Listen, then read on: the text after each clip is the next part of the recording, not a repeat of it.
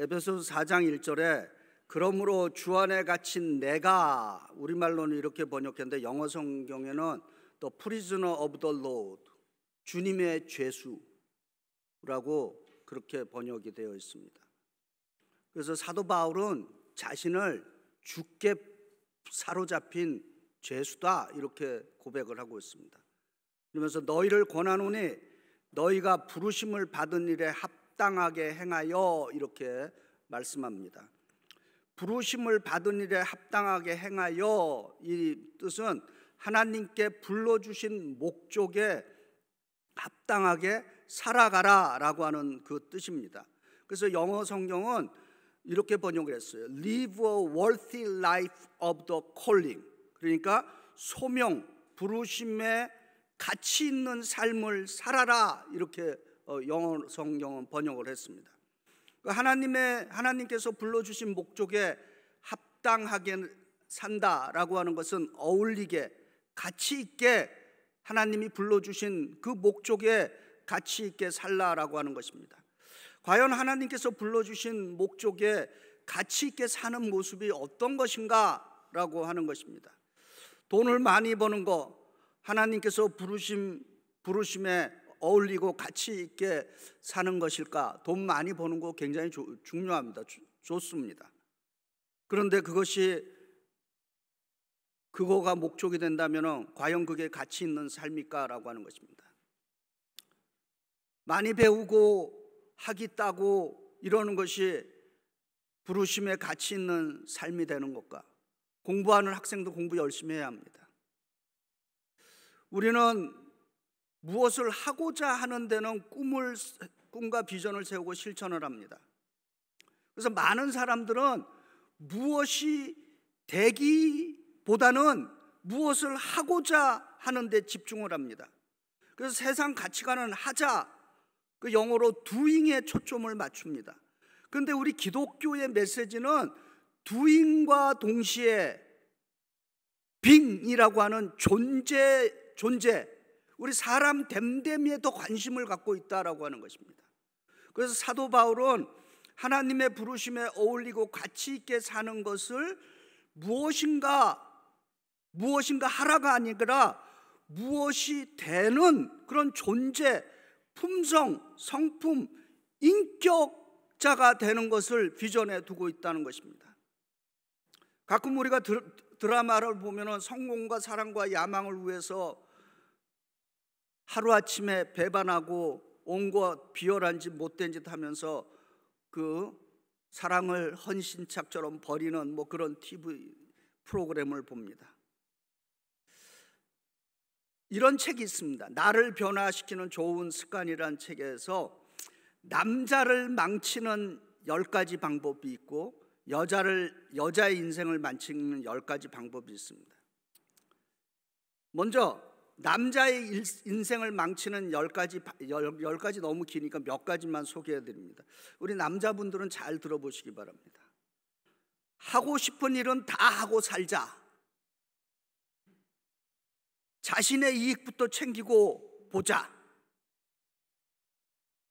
잘못된 논리지만은 끝까지 잘못된 논리로 간다. 위기는 피하고 본다. 하고 싶은 말은 그 즉시 하자. 우리 교인들은 그럴 분들은 없겠지만은 술을 마시면 끝장 볼 때까지 마시자. 이거 남자를 망치는 방법이랍니다. 또 여자를 망치는 10가지 방법 중에 또 몇 가지 소개해드립니다. 일을 할 때, 직장에서 일을 할 때 내가 여성인 것을 은근히 강조하자. 혹시 보수가, 상사가 질책하면은 눈물을 흘리자. 근무 시간에도 쇼핑 가자. 칭찬에 인색하자. 그리고 질투가 나의 무기가 되게 하자. 이렇게 살면은 그 인생 망친다라고 하는 것입니다. 사도 바울은 믿음의 사람들이 부르심에 어울리는 가치 있게 살아가는 그 삶의 비전을 지금 에베소서 4장 2절과 3절에 이렇게 증거합니다. 모든 겸손과 온유로 하고 오래 참음으로 사랑 가운데 서로 용납하고 평안에 매는 줄로 성령이 하나 되게 하신 것을 힘써 지키라, 이렇게 가르치고 있습니다. 이제 요 본문을 놓고 한 가지씩 살펴보겠습니다. 첫 번째로 에베소 4장 2절에 모든 겸손과 온유로 하라 이렇게 증거하고 있습니다. 부르심에 가치 있게 살아가는 것은 겸손하고 온유하게 살아가는 것이다 라고 하는 것입니다. 겸손하고 온유한 그리스도인들이 왜 우리가 그렇게 되어야 하느냐? 왜 겸손해야 하나? 왜 성경은 하나님의 말씀을 우리 보고 겸손하라 그러는가? 잠언 16장 18절에 이렇게 증거합니다. 교만은 패망의 선봉이요 거만한 마음은 넘어짐의 앞잡이니라. 성경은 왜 우리 보고 겸손해야 하는가 이렇게 가르칩니까? 우리 주 예수 그리스도 그분 자신이 겸손의 모범이시며 상징이시기 때문인 것입니다. 그래서 마태복음 11장 28절부터 29절에 수고하고 무거운 짐진 자들아 다 내게로 오라 내가 너희를 쉬게 하리라 나는 마음이 온유하고 겸손하니 나의 멍에를 먹고 내게 배우라 그리하면 너희 마음이 쉼을 얻으리라. 아멘. 이 목사 가운에 이거를 영어로 그 스토리라 그러죠. 우리 뭐 한국말로 후드라고도 그러는데 이게 무슨 상징이냐? 이게 폼이 아니라 이게 멍에를 상징하는 것입니다. 예. 주의 멍에를 상징하는 거예요. 저도 가끔 잊을 때가 있어요. 근데 지금 오늘 말씀 보면서 아, 주께서 멍에를 주신 거지 이거 폼이 아니다. 예.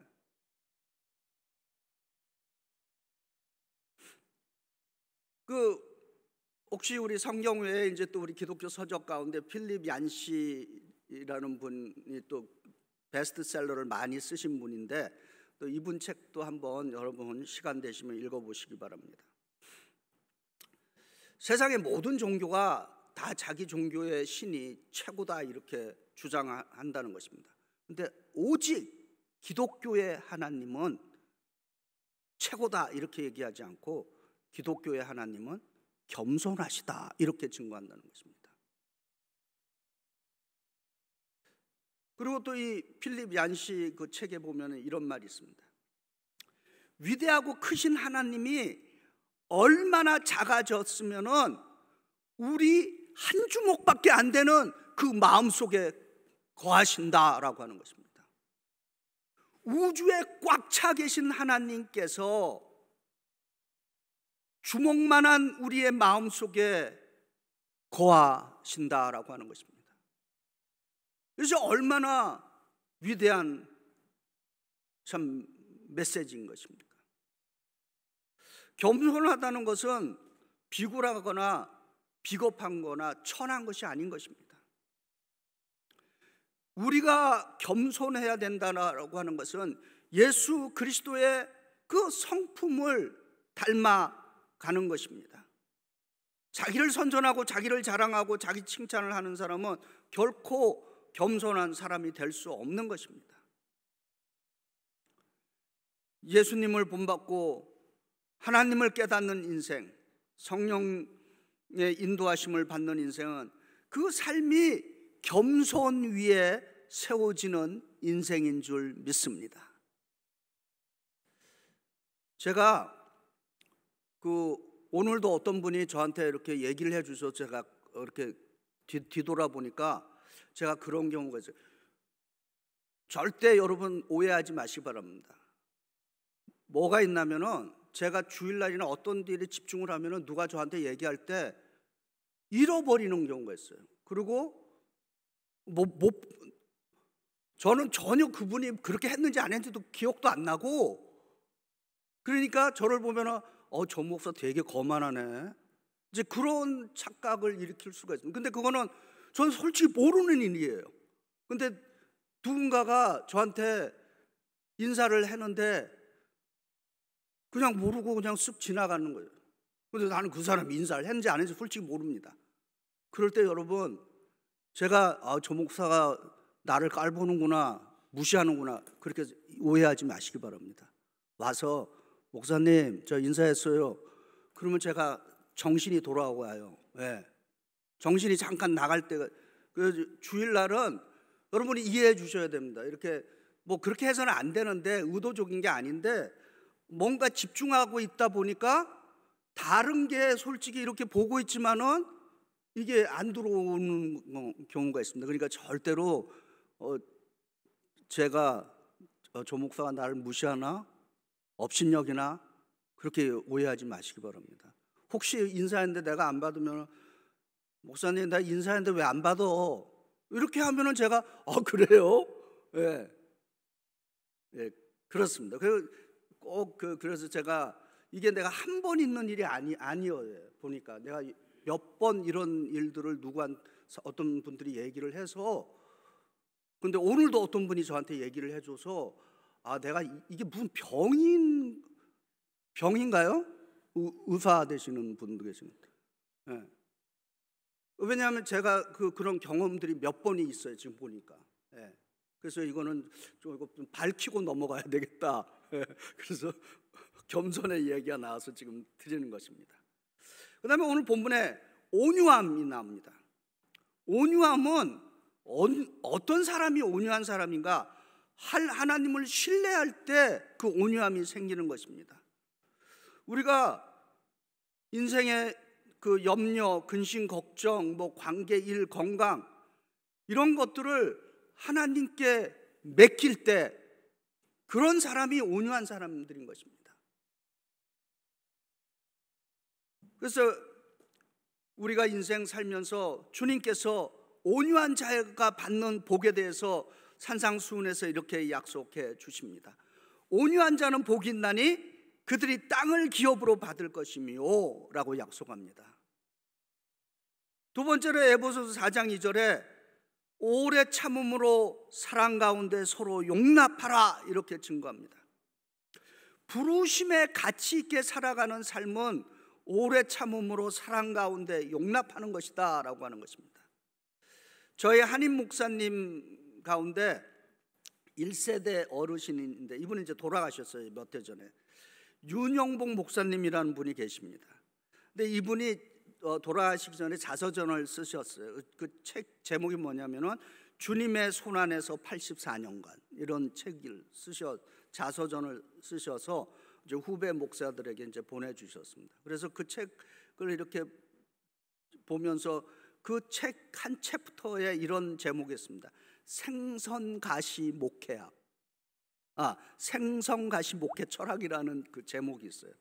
그 내용이 뭐냐면은 이 목사님이 20대 때 일제 시대에 그 저항을 하다가 일본 그 통치에 저항하다가 평양 형무소에 이제 수감이 되어서 이제 사상범으로 5개월간 이제 옥고를 치렀습니다.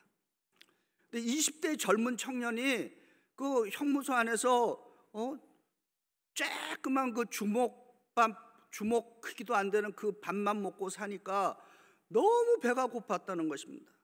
그래갖고 밤마다 잠만 자면은 꿈에서 한 상을 고기를 먹는 꿈만 계속 꿨다는 거예요. 그런데 하루는 형무소에서 밥을 이렇게 줬는데 그 밥 안에 이 새끼손가락만한 생선가시가 딱 들어있더라는 겁니다.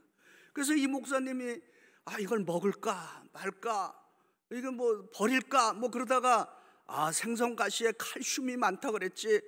그래갖고 그 손가락만한 생선가시를 입에 넣고 2시간 동안 씹었다는 것입니다. 그래갖고 씹고 하다 보니까 2시간 씹고 나니까 그 두꺼운 생선가시가 다 녹아 없어졌다는 것이에요. 그래서 이 목사님이 그 생선가시를 먹으면서 깨달은 것이 있다는 것입니다. 감옥 안에서 생선가시 목회 철학을 이분이 확립을 했다는 거예요.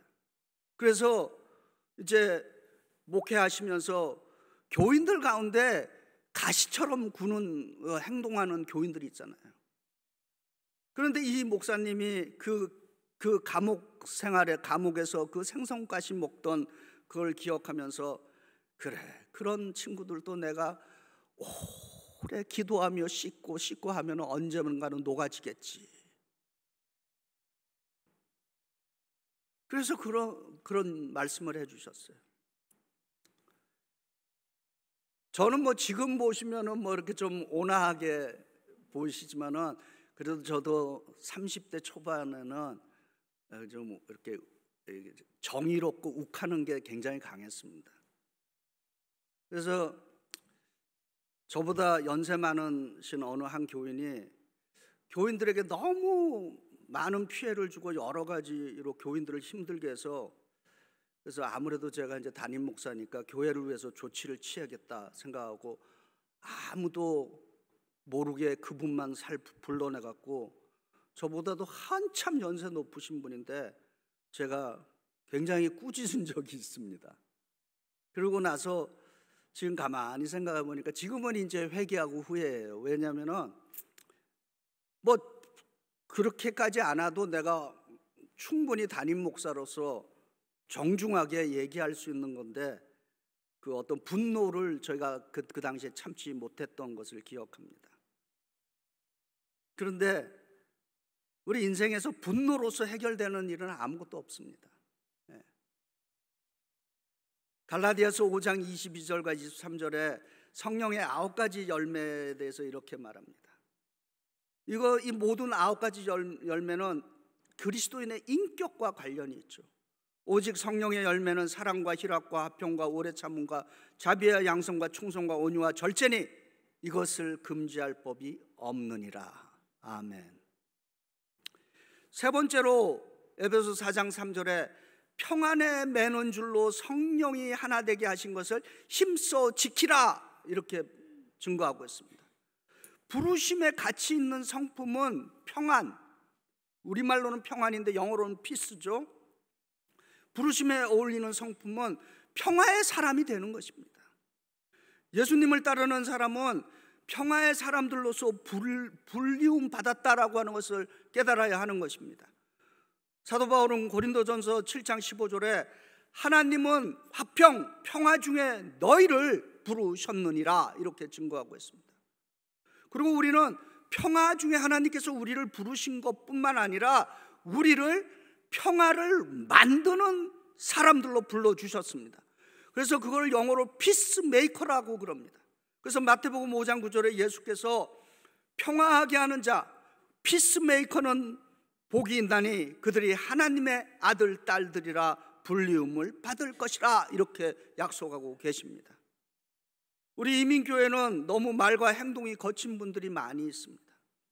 그래서 상처받고 상처 줍니다.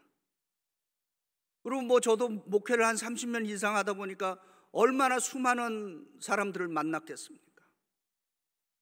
참 계속해서 만나고 싶은 사람, 다시는 저런 분들은 만나고 싶지 않은, 뭐 별의별 사람들이 다 있죠.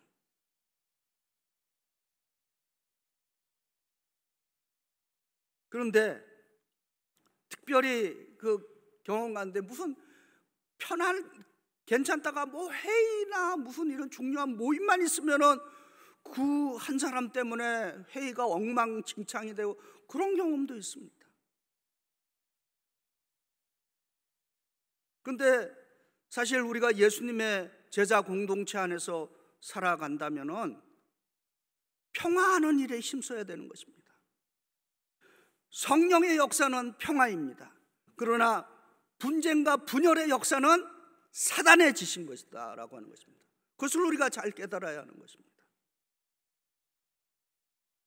우리가 평화를 실천하고 평화의 성품을 갖기를 원한다면은 우리에게 많이 알려진 그 찬송가가 있고 또 시가 있죠.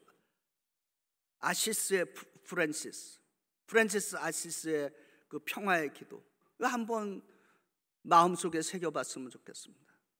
그래서 제가 우리 배우정 집사님께 그리고 이한백 집사님이랑 우리 요한 전도사에게 오늘 함께 평화의 기도 노래를 찬양을 한번 해보자, 같이들. 그래서 여러분 화면 보시면서 우리 평화의 기도 이 찬양하시면서 주님, 나도 이러한 인물이 되게 하여 주시옵소서라는 기도하는 마음으로 우리 같이 찬양하겠습니다. 우리 배우정 집사님 크게 잘 불러주세요. 그래야 저희들이 따라갑니다. 주여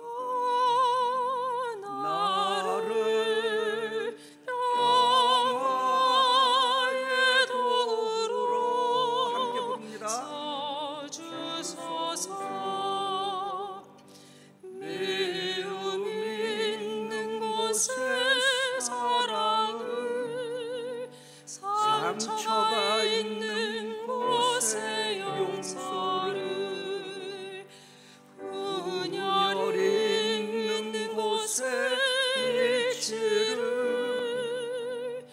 의혹이 있는 곳에 믿음을 심게 하소서. 위로받기보다는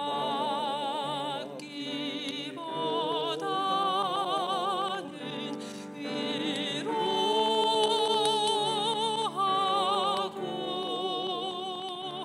이해받기보다는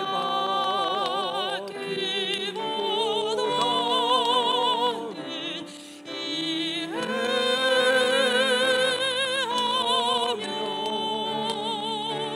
사랑하기보다는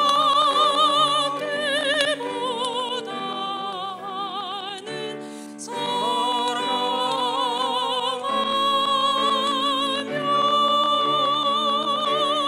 주님을 온전히 믿음으로 영생을 얻기 때문이니. 주여 나를 평화의 도구로 써주소서.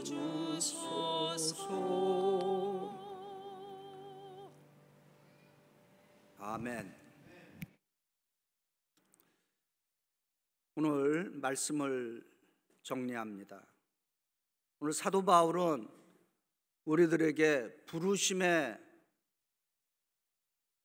가치 있는 인생을 사는 그 존재됨이 무엇인가를 말씀으로 가르쳐 주고 있습니다. 저는 목회자로서 또 우리 교인들에게 부탁하고 싶은 말씀이 있습니다. 적어도 우리 교회 안에서는 이런 말은 듣지 않았으면 좋겠습니다.